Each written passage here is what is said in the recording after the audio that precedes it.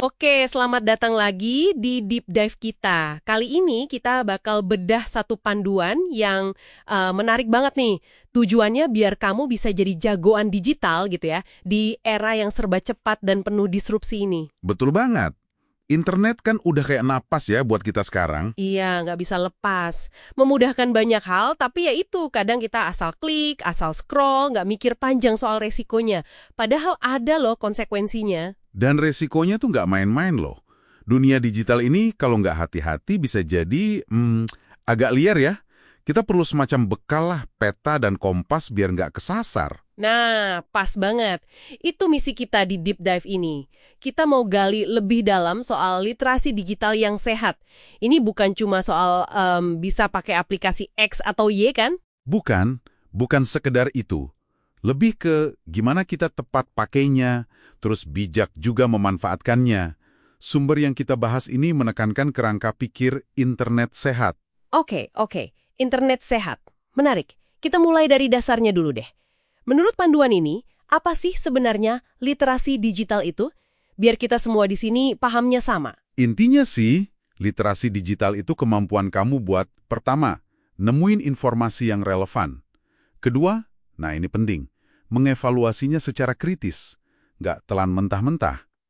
Kritis ya? Ya, terus bisa bikin konten atau informasi juga, dan mengkomunikasikannya dengan bijak pakai teknologi. Jadi, ini gabungan antara skill teknis, cara mikir, plus etika juga di dunia maya. Jadi kompleks ya, bukan cuma soal pencet-pencet tombol. Dan kenapa ini jadi kayaknya penting banget sekarang, apalagi di era disrupsi yang disebut-sebut tadi. Betul. Di tengah arus informasi yang deras banget dan perubahan yang cepat ini, literasi digital itu jadi kayak, tameng utama gitu, alat pertahanan diri. Tanpa itu, kita gampang banget jadi korban. Korban apa nih misalnya? Macem-macem. Misalnya, data pribadi kita. Coba deh pikirin, data kamu di era digital ini tuh udah kayak harta karun, banyak yang ngincer. Nah, ngelindungin harta karun ini jadi langkah awal yang fundamental banget. Wah, harta karun. Oke, metaforanya dapat banget. Berarti langkah pertama jadi jagoan digital itu bangun benteng pertahanan dulu ya. Gimana caranya ngelindungin si harta karun data pribadi ini menurut panduan tadi? Ada beberapa tips praktis di situ. Pertama, soal password. Jelas harus kuat ya, kombinasi huruf besar kecil, angka, simbol, hindari banget tanggal lahir atau nama hewan peliharaan. Gampang ditebak itu. Dan jangan sama semua ya passwordnya. Nah, itu dia. Harus unik buat tiap akun. Jadi kalau satu jebol, yang lain masih aman. Terus, jangan lupa update software keamanan kayak antivirus. Ancaman kan berkembang terus. Sama, pikirin lagi deh, seberapa banyak info pribadi yang perlu diumbar di medsos. Betul-betul. Kadang kita terlalu sharing ya. Oke, selain data pribadi, ada juga soal keamanan jaringan. Ini juga kayaknya pintu masuk yang sering kelewat nih. Tepat. Panduan ini ngingetin banget buat waspada sama aplikasi bajakan atau link aneh. Tahu kan yang suka muncul di email, pesan, atau pop-up gitu? Jangan asal klik setuju tanpa baca. Yang nawarin hadiah gitu ya biasanya. Iya, atau diskon gede, atau berita heboh, penjahat siber itu pinter mancingnya. Oh ya, satu lagi, penting banget. Backup data rutin. Anggap aja ini ban serep digital kamu. Kalau ada apa-apa, masih aman. Yang lebih personal, batasan publik privat di dunia maya ini suka abu-abu banget soalnya.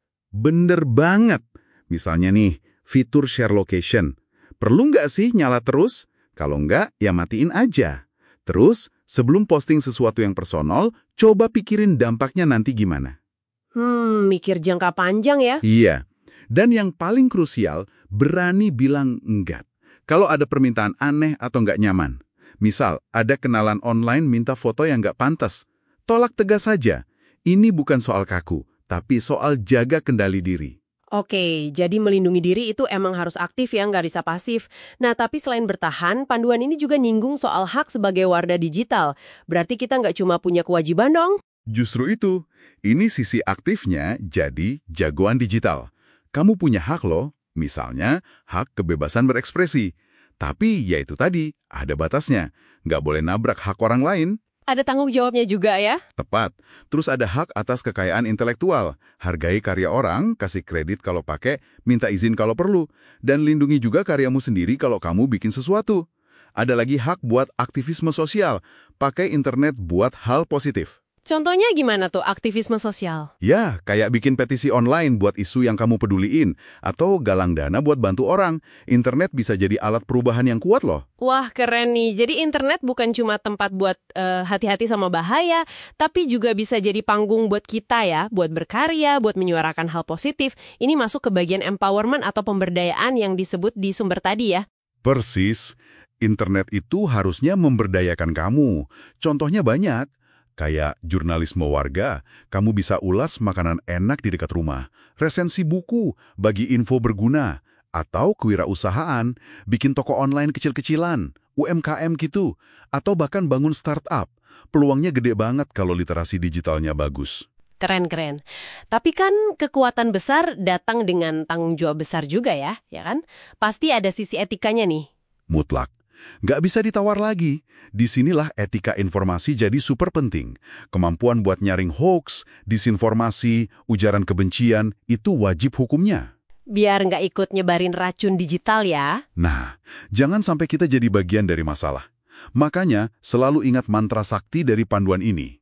Think before posting. Pikir dulu sebelum unggah. Bener nggak infonya? Dampaknya gimana? Ini kontribusi nyata buat bikin ekosistem internet sehat tadi. Oke. Jadi kalau ditarik benang merahnya nih ya, literasi digital ini intinya perpaduan antara literasi dalam arti luas, mikir kritis, punya etika, sama kemampuan pakai teknologi digital itu sendiri. Tujuannya ya tuh tadi, biar kamu jadi jagoan digital, cerdas, aman, beretika, dan berdaya di dunia maya. Tepat sekali. Udah dapat banget intinya. Nah, sebagai penutup nih, mungkin ada satu pertanyaan buat kamu renungkan. Kan sekarang udah tahu nih, cara lindungin diri, tahu hak-hak kamu, tahu potensi buat berdaya. Gimana caranya kamu bisa pakai literasi digital ini lebih jauh lagi? Maksudnya gimana tuh?